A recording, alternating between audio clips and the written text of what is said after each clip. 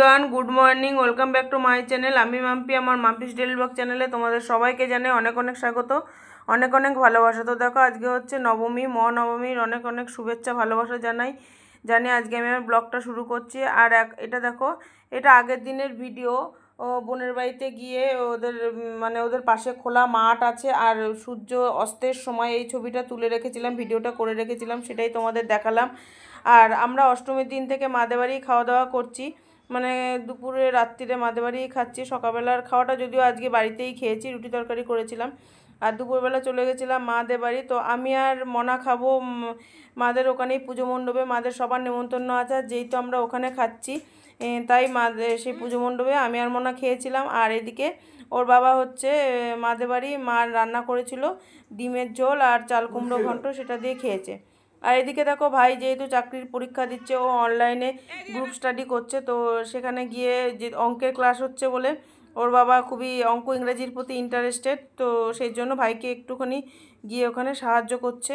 আর মনাও ছিল ওদের সঙ্গে।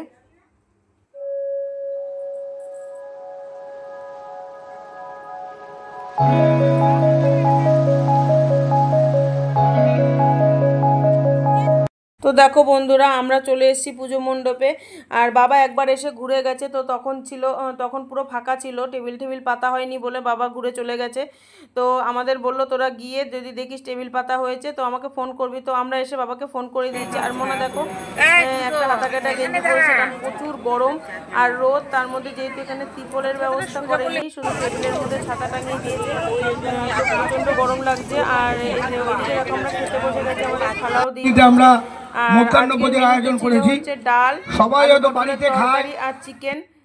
যদিও আমি চিকেনের ভিডিওটা করা হয়নি, ওটা কি করে মানে করেছিলাম, কি করে যে ডিলিট হয়ে গেল আমি বুঝতে পারলাম না।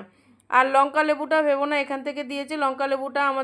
আমার যেহেতু লঙ্কা ছাড়া চলে না, আর মনা লেবুটা ভালো খায়, তো আমি, মা আর মনার জন্য লেবু নিয়ে গেছিলাম, তিনজনের তিনটে। আর এদিকে দেখো, বাড়িতে এসে একটুখানি রেস্ট নিয়ে আমরা রেডি হয়ে নিয়েছি বনগাঁর উদ্দেশ্যে। তো প্ল্যানিং ছিল অষ্টমীর দিন বনগাঁ যাওয়ার, তো অষ্টমীর দিন তো যাওয়া হলো না, সেই জন্য আজকেই যাব। আর এখন বাজে প্রায় 4টে, তো রেডি হয়ে আমরা বেরোচ্ছি। আর আজকে শাড়িই পরলাম, যেহেতু এবার পুজোয় সেরকম কুর্তি কিনিনি। আর দুটো কুর্তি গতবারে নতুন ছিল, দুদিন পরে ঘোরা হয়ে গেছে, সেই জন্য শাড়িটাই পরে নিলাম। আর এই শাড়িটাও নতুন শাড়ি, এটাও গতবারের শাড়ি। আর এদিকে দেখো, আমরা বাইকে করে যাব কাঁচরাপাড়া পর্যন্ত, যেহেতু আসতে অনেক রাত্রির হয়ে যাবে, এবং তখন বাস অটো যদি না থাকে প্রবলেমে পড়বো, তো সেই জন্য কাঁচরাপাড়া গ্যারেজে বাইক রেখে ওখান থেকে আমরা ট্রেনের বাসে যাব।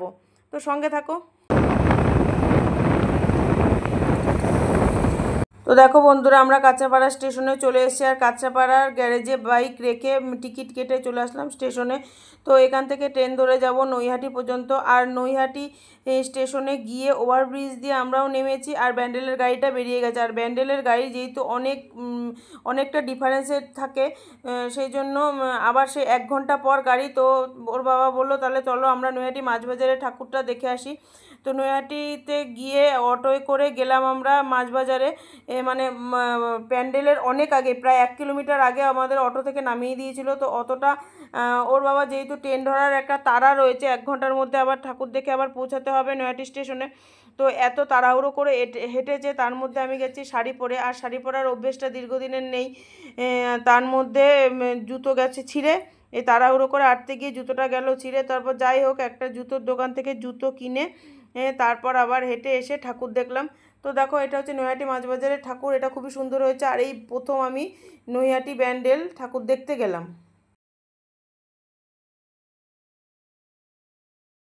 তো দেখো বন্ধুরা, এই যে জুতোটা ছিঁড়ে গেছে, আর ছেঁড়া জুতোটা প্লাস্টিকের মধ্যে করে নিয়ে এসেছি, আর নতুন জুতোটা পায়ে পরে নিয়েছি। তো এই ঠাকুর দেখতে গিয়ে যে অভিজ্ঞতা হলো, এ আর কোনোদিন ভোলার নয়। মানে জুতোর দোকানটা যদি না থাকতো, তাহলে জুতো হাতে করে বাড়ি চলে আসতে হতো, ঠাকুর দেখতে আর যাওয়া হতো না। ভালো ম্যাজিক ভালো, তুমি বলতে পকেট রেখেছি, বলটা পকেট রেখেছি, সাইডে নোংরা হচ্ছে। তো দেখো বন্ধুরা, ব্যান্ডেলে এসে ব্যান্ডেল স্টেশনে নেমে একটা অটো ধরে চলে গেলাম ব্যান্ডেল মোড়ে। তো সেখানে ব্যান্ডেল মোড়ে নেমেই এটাই হচ্ছে প্রথম প্রথম ঠাকুর। তো ঠাকুরটা খুব সুন্দর হয়েছে। আর যেহেতু আমরা ব্যান্ডেলে কোনোদিনও যাইনি, পুরো সম্পূর্ণ নতুন, প্রথম তো এই ঠাকুরটা দেখার পর কিছুটা এগিয়ে একটা ঘর মানে সাধারণ একটা ঠাকুর ছিল, মানে পাড়ার পুজো। তো ওই ঠাকুরটা দেখে প্রায় 1-1.5 কিলোমিটার হেঁটে তারপর আর একটা ঠাকুর যেতে হয়েছে। তো মানে প্রচণ্ড হাঁটতে হয়েছে বলে তার মধ্যে শাড়ি পরে গেছি, খুবই কষ্ট হয়ে গেছে। আর গরমও লাগছিল প্রচণ্ড। তো যাই হোক, ব্যান্ডেলে গিয়ে মোটামুটি 5-6টা মতো ঠাকুর দেখেছি।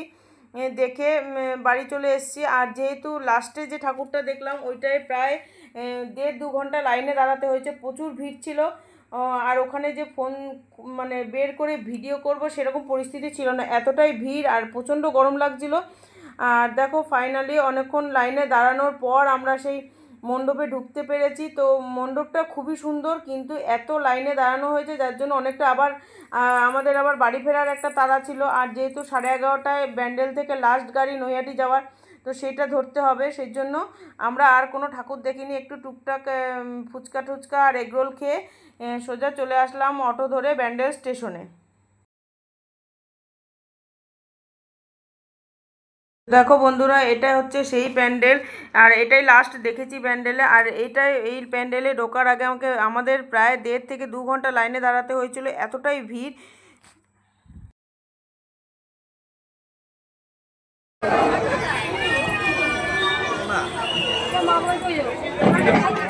সত্যি মামা জাগার আগে উঠবো আমি জেগে, হয় সকাল।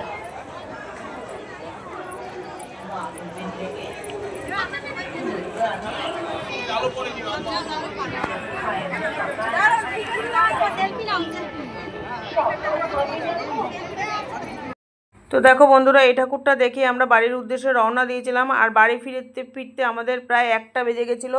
তো ভাগ্য ভালো আমরা বাইকে করে কাঁচাপাড়া পর্যন্ত গেছিলাম, নাহলে আজকে রাত্রিটা মানে কাঁচাপাড়া স্টেশনেই হয়তো কাটাতে হতো।